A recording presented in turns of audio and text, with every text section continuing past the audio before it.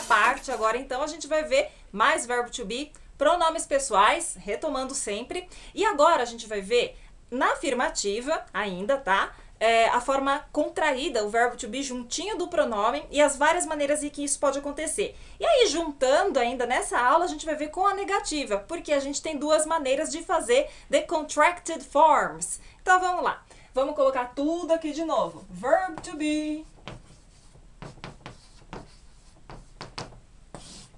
Tá? Vamos repetir, então, verb to be, todas as pessoas, na afirmativa.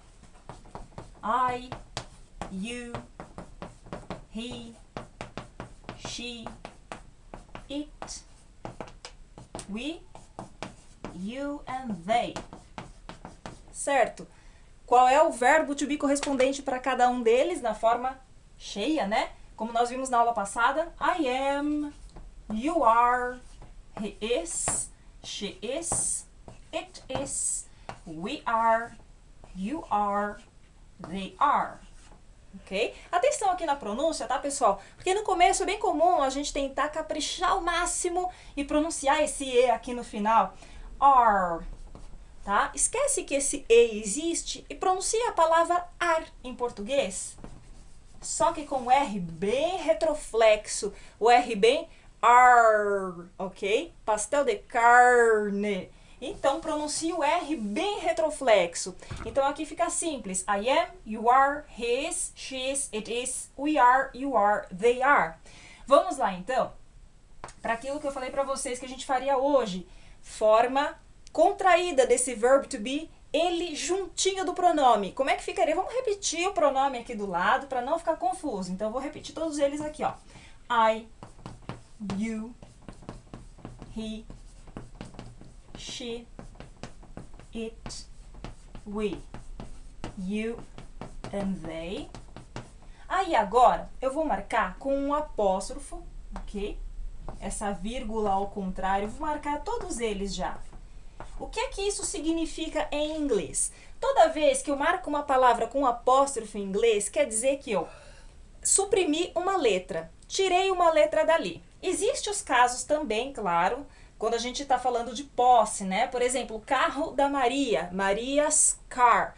Aí já é um outro assunto. Mas normalmente, quando eu utilizo o apóstrofo em inglês, significa que eu tirei uma letrinha dali para facilitar a minha pronúncia. O inglês é uma língua muito sonora, então isso acontece bastante. Então, como é que vai ficar o verbo to be na forma contraída, aqui como eu já preparei aqui todos os pronomes, né? I am vira I'm. Tirei a letra A e substituir por um apóstrofo, para que a pronúncia flua melhor, dependendo da construção que eu tenho. You are vira your. He is vira his. Somente o S. Aqui para o she também, para o it também, já que se trata, né, do mesmo verbo aqui, do mesmo tipo de adaptação que eu fiz no verbo to be aqui. E o restante vai ficar igualzinho aqui no you. We're, your e their, ok? Então, para a pronúncia de cada um deles. I'm, your, his, she's, it's, we're, your, their. Só uns exemplos aí para a gente guardar melhor. I'm rich. Eu sou rico, sou rica. I'm rich. I'm poor. Sou pobre. I'm happy. Estou feliz ou sou feliz. Lembra que eu posso ter essas variantes aí de tradução, né? Dependendo do meu contexto. You're so sad. Você está tão triste ou você é tão triste. She's happy. Ela está feliz. E assim por diante, ok? Agora que nós já vimos ele aqui na primeira forma, eu tenho duas formas, tá? De fazer a contração do verbo to be. A segunda forma só surge quando eu tenho a negativa. Então agora a gente vai ver o verbo to be na sua forma negativa. Deixa eu apagar tudo aqui.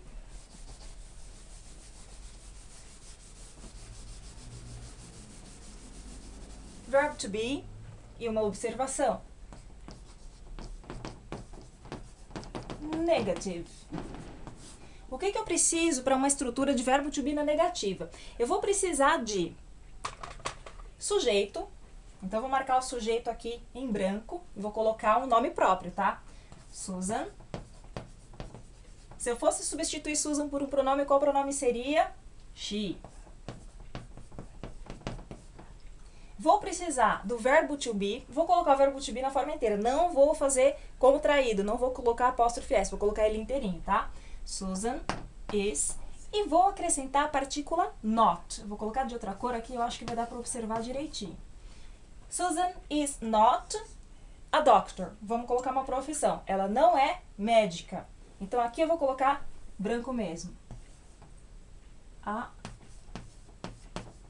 doctor. Susan is not a doctor. Susan não é médica. O que eu precisei para fazer a estrutura da negativa? Eu precisei do verbo to be junto com a partícula not, certo? Localizados depois do sujeito. Então, a ordem ficaria sujeito, verbo to be, partícula not e o restante da frase, certo? Agora, o que eu vou fazer? Eu vou usar a mesma frase e as duas formas de contração que eu falei para vocês que poderia acontecer. Então, a primeira é aquela que a gente já conhece. Susan, com apóstrofe S, né? Susan's, esse é o is, aqui juntinho da palavra Susan. Poderia fazer com she também? Poderia? Poderia. Então, ficaria Susan's ou she's, o not. Tá? É a mesma frase. Not a doctor. Certo. Agora, eu vou fazer da outra maneira que eu falei pra vocês que eu poderia fazer, certo? Vou fazer da outra forma que eu poderia fazer. Então, vai ficar assim. Susan is... Aí, eu vou usar a palavra not encolhida. Eu vou colocar tudo da mesma cor, tá? Olha só como é que eu fiquei, como é que ficou a palavra not encolhida. Aí já não é mais surpresa, né? O que esse apóstrofe está fazendo aqui? Está substituindo uma letra que eu omiti, uma letra que eu tirei da palavra. Então, depois a gente faz um truquezinho fácil aqui para entender como é que isso funciona. Susan isn't a doctor. Qual é o truque? Então, tá lá, vamos só retomar os três exemplos. Susan is not a doctor, que é o exemplo na forma cheia, né, para você entender legal como é que funciona a negativa.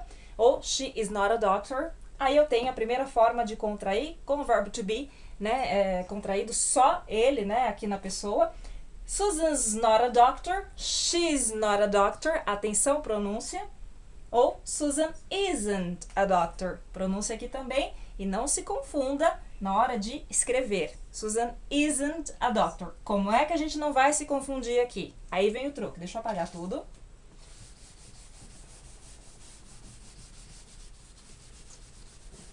Então, todas as vezes que eu utilizar o verbo to be com a negativa, eu posso fazer isso. Eu posso juntar o not a ele. Então, eu posso colocar sujeito, verbo to be com not grudadinho, com o apóstrofe ali unindo as palavras, né? E posso colocar o restante da frase. Então, vai ficar assim, ó. Susan, repetir aquele exemplo. Susan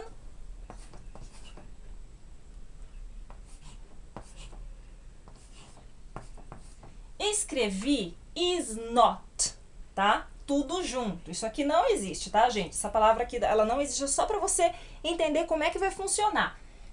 Is not a doctor. Tá. Isso vai funcionar dessa maneira, ó. Eu vou cortar a letra O, apagar, tá? Eu apago a letra O e coloco o apóstrofe no lugar dela. Pronto. Na segunda pessoa, you. Eu já vou direto no truque.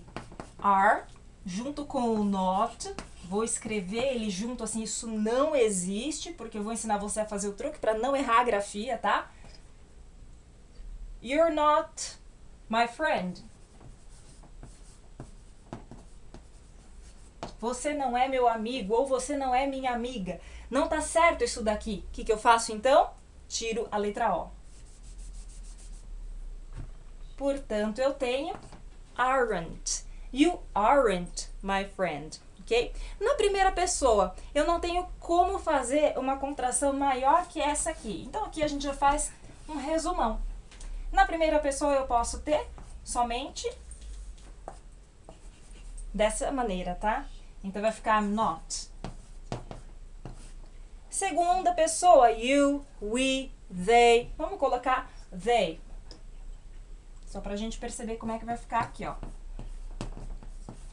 Eu tenho duas formas, né? They're not. E aí o restante da frase. E eu tenho dessa maneira aqui, ó. They aren't. Pra eu não errar no começo, né? Eu escrevo primeiro are not, tudo junto, e tiro a letra O, substituo por um apóstrofo, e aí dá tudo certo no final. Ou eu já tenho de cabeça, já pratiquei bastante, então eu sei que é assim, ó, aren't. Porque normalmente as pessoas se confundem, tá? Na hora de escrever isn't e aren't. É bem comum. Então, a dica é, escreve junto is not, depois escreve junto are not, tira o O, coloca só o apóstrofo. Na primeira pessoa, a única maneira de diminuir isso daqui é assim, tá? Não tem como eu juntar o am com o not, não dá pra fazer isso. Só dá pra juntar is com not e are com not. Então, como é que fica is com not? Vamos relembrar. Deixa eu tirar a primeira pessoa aqui que a gente já sabe, né? I'm not. Terceira pessoa, então vai ficar assim. Vamos colocar he. Eu tenho, então, como fazer assim, ó. He's not, certo? Ou eu tenho dessa maneira. He isn't. Certo? Facinho, né? Então, na próxima aula a gente vê perguntas, interrogativa. Aí a gente já mistura tudo, tá? Na hora de dar as respostas, a gente dá respostas tanto afirmativas quanto negativas. Até a próxima!